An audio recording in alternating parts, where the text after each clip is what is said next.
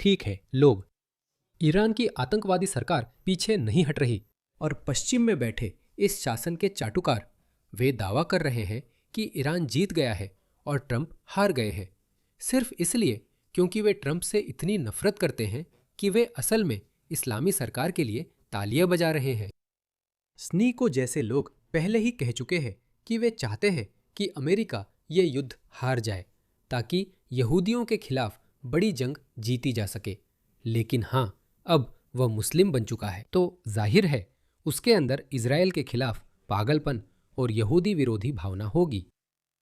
तो सबसे पहले मेरे सभी अमेरिकी देशभक्तों और अमेरिकी सेना को बधाई, जिन्होंने मेरी राय में, क्योंकि मैं कई अन्य विशेषज्ञों को सुन रहा हूं और हर कोई इसे अब तक का सबसे बड़ा बचाव अभियान बता रहा है, सबसे महान, तो न सिर्फ अमेरिका ने 3 पायलटों को सफलतापूर्वक वापस लाया, बल्कि जाहिर है तीसरे एयरमैन को निकालना सबसे मुश्किल था और वह 48 घंटे से लापता था। और फिर जब 2 हेलीकॉप्टर उसे बचाने के लिए वहां गए तो वह हेलीकॉप्टर या विमान अस्थायी रनवे पर फंस गया, क्योंकि आपको याद रखना चाहिए कि यह इलाका बहुत कठिन है। आप बस हवाई पट्टी पर उतरकर उस व्यक्ति को नहीं बचा सकते जिसके लिए आप आए हैं, यह इतना आसान नहीं है। तो वे दोनों विमान रनवे पर, अस्थायी रनवे पर फंस गए। फिर और विमान आए और उन्होंने उनमें से हर एक को बाहर निकाल लिया। इस प्रक्रिया में स्पेशल फोर्सेज ने 40-50 आईआईडीसी के गुंडों को मार गिराया, शायद और भी ज्यादा। मुझे असली संख्या नहीं पता, वीडियो देखा था, लोग अलग आंकड़े बताते हैं, लेकिन वो मुद्दा नहीं है। मुद्दा ये है कि अमेरिकी सेना 400 किलोमीटर अंदर ईरानी क्षेत्र में गई और एक भी सैनिक खोए बिना वापस आ गई। और जब विमान गिरा तो मीडिया ने कहा, ओह देखिए, ईरान ने एक F-15 फाइटर जेट गिरा दिया है, जो कि स्टेल्थ विमान नहीं है। अमेरिकी वायुसेना F-15 और नॉन स्टेल्थ विमान, यहाँ तक कि 50 के दशक के B-52 बॉम्बर्स का इस्तेमाल क्यों कर रही है? इसका कारण यह है कि अमेरिका के पास हवाई बढ़त है, लेकिन पूरी तरह का हवाई वर्चस्व नहीं है। मैं जानता हूं ट्रंप ऐसा कहते हैं, पर कभी कभी चोट लग सकती है। तो वामपंथी मीडिया ऐसे थी, ओह ये तो बहुत बड़ा झटका है, अमेरिका युद्ध हार रहा है। क्या इस ऑपरेशन में ईरानी नेताओं की तुलना में कम अमेरिकी सैनिक मारे गए हैं? एक अमेरिकी सैनिक की जान किसी ईरानी नेता से कहीं ज्यादा कीमती है, किसी ईरानी सिपाही से नहीं, क्योंकि अगर दोनों दुश्मनों के बीच कोई बराबरी होती तो शायद 5 सैनिक बनाम एक अमेरिकी सैनिक, आप जानते हैं, यही गणना होती। लेकिन नहीं, अमेरिका इतना हावी है कि वह जितने ईरानी नेता मार रहा है उससे कम उसके सिपाही मारे जा रहे हैं। अब जब अमेरिकी सेना ने गिराए गए विमान के वायु सैनिकों को बचा लिया है, लोग गर्व करने की बजाय ट्रंप पर हमला या युद्ध का विरोध कर रहे हैं। मैं आपको ये वीडियो दिखाना चाहता हूं क्योंकि इसमें ट्रंप पहली बार मानवीय पहलू दिखा रहे हैं जो अहम है। इसे सुनिए। इसके लिए आज़ादी पाने के लिए ईरानियों ने, आप जानते हैं, हमारे पास कई इंटरसेप्ट्स रहे हैं, कृपया बमबारी जारी रखें। उनके घरों के पास गिर रहे बम, कृपया बमबारी जारी रखें करो। और ये वही लोग हैं जो वहाँ रह रहे हैं जहाँ बम फट रहे हैं, और जब हम वहाँ से चले जाते हैं और उन इलाकों को निशाना नहीं बना रहे होते तो वे कहते हैं कृपया वापस आओ, वापस आओ। मुझे ये दिखाना जरूरी है क्योंकि मैं इसे जितना हो सके उतना कवर कर रहा हूं। ईरान में इंटरनेट पूरी तरह बंद है। ईरान की आतंकी सरकार प्रदर्शनकारियों को बेरहमी से दबा रही है, फिर भी लोग बाहर आ रहे हैं। अमेरिकी जनता को सवाल पूछने का हक है और उन्हें नाराज होने का हक है कि उन्हें फिर युद्ध में घसीटा जा रहा है। लेकिन कृपया यह भी याद रखें कि यह शासन एक ऐसा शासन है जो अमेरिका से नफरत करता है। लोग कहते हैं, ओह अमेरिका मुर्दाबाद, वे 50 साल से ऐसा कह रहे हैं। हाँ, वे 50 साल से ऐसा कह रहे हैं और देखिए क्या इसमें कोई बदलाव आया है? इसमें कोई बदलाव नहीं आया है ना। हर दशक में वे ज्यादा शत्रुतापूर्ण होते जा रहे हैं। ट्रंप ने कहा कि पिछले राष्ट्रपतियों में से किसी एक को यह समस्या बहुत पहले सुलझा लेनी चाहिए थी, पर नहीं किया। यह वीडियो देखें। ای و زدن ईरानियों को बधाई, ईरानियों को बधाई, मुर्गी को बधाई। इसे मारने के लिए अमेरिका इजराइल से गरम हवा, अल्लाह महान है। ये कौन है? वो वही है जिसने सिर पकड़ लिया। वो वही है जो वो वही है जो वाह, धमाके ने खिड़की खोल दी। हिटमैन, मारो बेबी।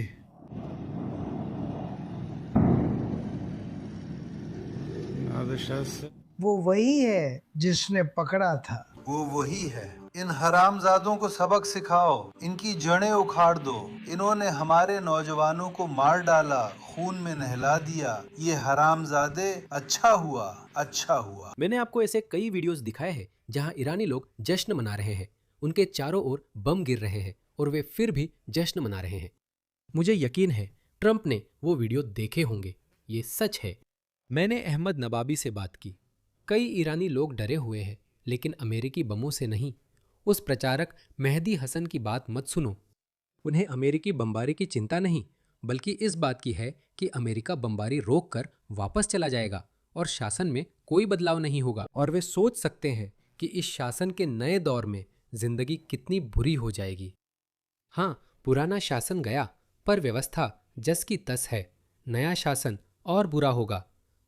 तो यही वजह है कि यूएई, जो कि मेरा मानना है, हर दिन $5 अरब खो रहा है। यहां तक कि यूएई भी कह रहा है, नहीं चलो पूरी तरह से इसमें शामिल हो जाते हैं। यूएई और सऊदी अरब अब वे ट्रंप को इस युद्ध में और भी ज्यादा धकेल रहे हैं। हाँ, शुरू में मेरा मानना है कि वे इसके पक्ष में नहीं थे, क्योंकि शायद उन्होंने इसका अंदाजा लगा लिया था। और ईमानदारी से कहूं तो अगर मैं उनकी जगह होता तो मैं भी युद्ध से बचता। अब वे कह रहे हैं कि हमें इसकी जरूरत है। मेरा मतलब है कि ये अमेरिका के हित में है, इसलिए ट्रंप नाटो सहयोगियों और पश्चिमी देशों से नाराज है। आप लोग ये क्यों नहीं समझ रहे? इस शासन को हटाना आपके हित में है। ट्रंप को इसे अलग तरीके से करना चाहिए था और कुछ जानकारी नेटो सहयोगियों से साझा करनी थी। और अगर उन्होंने मना कर दिया होता, जो शायद वे करते भी, तो कम से कम आप ये तो कह सकते थे कि देखो, उस वक्त मैंने तुमसे मदद मांगी थी, तुमने मदद नहीं की। अब आप देख सकते हैं कि हमारे उद्देश्य पूरे हो गए हैं। शायद उतनी हद तक नहीं जितनी हम चाहते थे, लेकिन कुछ हद तक। ईरानी परमाणु खतरे को निष्क्रिय कर दिया गया है या 5-6 साल के लिए पीछे धकेल दिया गया है। हम जा रहे हैं जब तक कि आप आकर काम पूरा न करें, क्योंकि आखिरकार ये ऑस्ट्रेलिया के हित में है, ये यूके और लगभग हर एक पश्चिमी देश के हित में है। यह उनके हित में है, लेकिन चूंकि वे अपने मुस्लिम मतदाताओं के बंधक हैं, वे कहते हैं, ओह नहीं, ये हमारी लड़ाई नहीं है। क्या आपने कीर स्टारमर का दयनीय भाषण सुना? ये हमारी लड़ाई नहीं है। हम इस संघर्ष में नहीं घसीटे जाएंगे। यह न्यायपूर्ण युद्ध है। उन्हें अमेरिकी बमबारी की चिंता नहीं। उन्हें चिंता है कि अमेरिका शासन पर बमबारी रोककर लौट जाएगा और वे शैतानी शासन के साथ अकेले रह जाएंगे। यही उनकी चिंता है। कृपया बमबारी जारी रखें। ऐसा कीजिए। ये वही लोग हैं जो बम धमाकों वाले इलाकों में रहते हैं। जब हम वहाँ से चले जाते हैं और उन इलाकों पर हमला नहीं करते, वे कहते हैं कृपया वापस आइए, वापस आइए। ये वही लोग हैं। मुझे नहीं पता वे क्या करते हैं, बस इतना जानता हूँ कि वे आज़ादी चाहते हैं। वे ऐसी दुनिया में हैं जिसे आप नहीं जानते। ये एक हिंसक दुनिया है जहाँ विरोध करने पर गोली मार दी जाती है। याद कीजिए वो महान महिला प्रदर्शन जिसमें 4 से 5 लाख उत्साही महिलाएं थीं। वह मासा अमीनी के प्रदर्शनों की बात कर रहे हैं।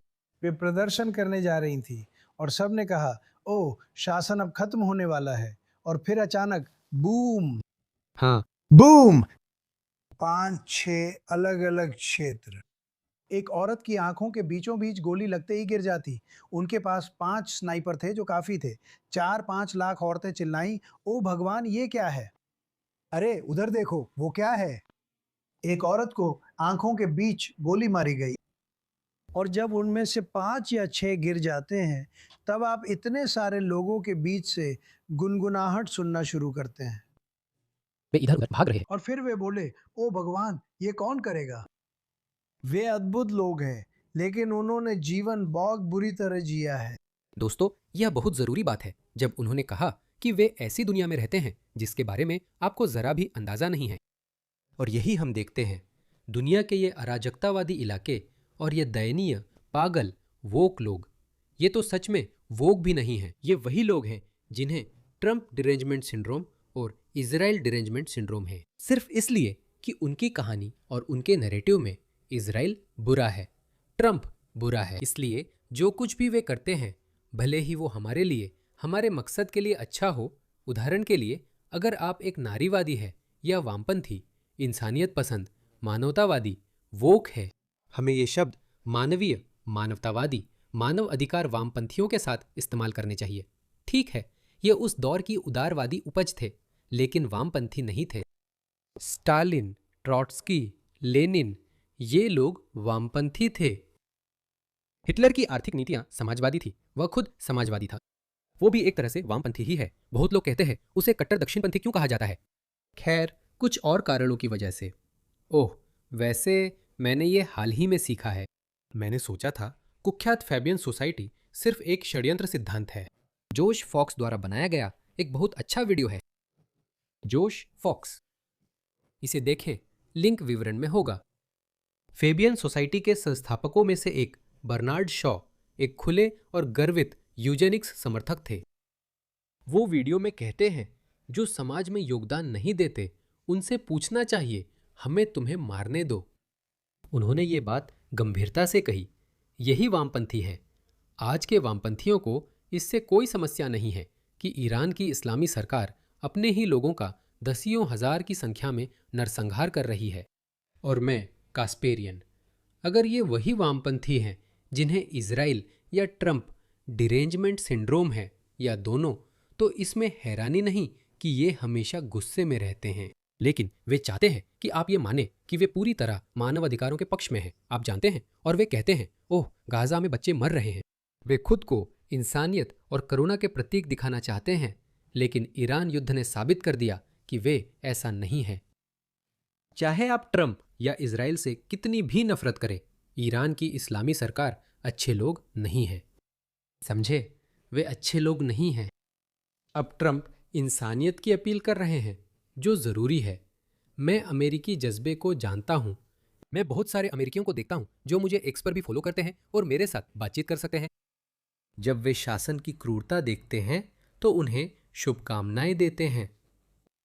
वे मानते हैं कि अगर अमेरिका मदद कर सकता है तो करे। इतनी अच्छी सफलता दर के साथ।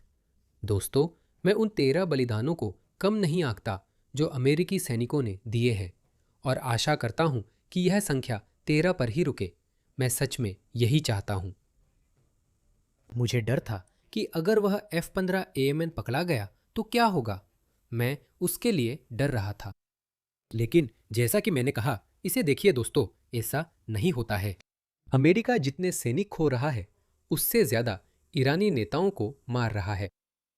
ये आपको दिखाता है कि जब इतनी बड़ी ताकत का अंतर होता है तो एक अमेरिकी सैनिक कितना महत्वपूर्ण है या उसकी कितनी कीमत है। और अगर हम मदद कर सकते हैं तो मुझे लगता है कि हमें मदद करनी चाहिए। मैं बस इतना ही कह रहा हूं। और हाँ, अगर कोई कहता है कि ओह, कुछ लोग मुझे ट्विटर पर कहते हैं, ओह, तुम खुद क्यों नहीं जाकर लड़ते, इसका क्या मतलब है? मैं क्यों नहीं जाकर लड़ता? देखो, मैं यहाँ लड़ रहा हूँ। मैंने खुद को निशाने पर ला दिया है। मुझे जान से मारने की धमकियां मिली है। शुरुआत में मैंने एक को गंभीरता से नहीं लिया, लेकिन ईरानी असंतुष्टों को ढूंढकर निशाना बनाने की विस्तृत योजना थी। मुझे लगता है रिपोर्ट में अगर मिली तो जोड़ दूंगा। ज्यादातर लोगों ने देखा कि वो गोल्डी गुमारी और अलीका लेबोन की तरफ था। मुझे भी वैसी ही धमकी वाली फोटो मिली थी। मुझे वही धमकी मिली थी। मैं दिखाता हूं। देखिए, सर्वोच्च नेता आयतुल्ला हुसैनी खामिनाई ने हेरिस सुल्तान पर फतवा जारी किया। हमारे कमांडर यमन से मेलबर्न के किनारों की ओर काफिर हैरिस सुल्तान को पकड़ने गए हैं। मैं आपसे जल्द मिलूंगा। शुरुआत में मैंने इसे गंभीरता से नहीं लिया, लेकिन फिर अलीका लेबोन और गोल्डी गुमारी ने पोस्ट कर दिया। मुझे लगता है FBI ने किसी तरह के नेटवर्क को नाकाम किया। तो अलीका लेबोन ने वो धमकियां पोस्ट की जो उसे मिली थीं, और मुझे भी बिल्कुल वही ईमेल्स मिली थीं, यहाँ तक कि वही तस्वीरें भी जो उसे मिली थीं। मुझे पता है ये मजाक जैसा लगता है, लेकिन मैंने भी इसे सच में मजाक ही समझा था और मैं ऐसा था। हाँ, जो भी हो, ये देखो, पोर्ट ऑफ मेलबर्न, तो साफ है कि उसने ही ये बनाया है। तो मैंने सोचा ठीक है, जो भी हो। लेकिन अलीका और गोल्डी गुमारी को भी बिल्कुल वही एआई तस्वीरें मिली जो उसी एआई प्रोग्राम से बनाई गई थीं। तो मेरा मतलब ये है कि इस तरह बात करके मैं भी खुद को निशाने पर ला रहा हूँ। ठीक है, तो मैं भी अपनी तरफ से अपना हिस्सा निभा रहा हूँ। दोस्तों, हमें राष्ट्रपति का साथ देना चाहिए।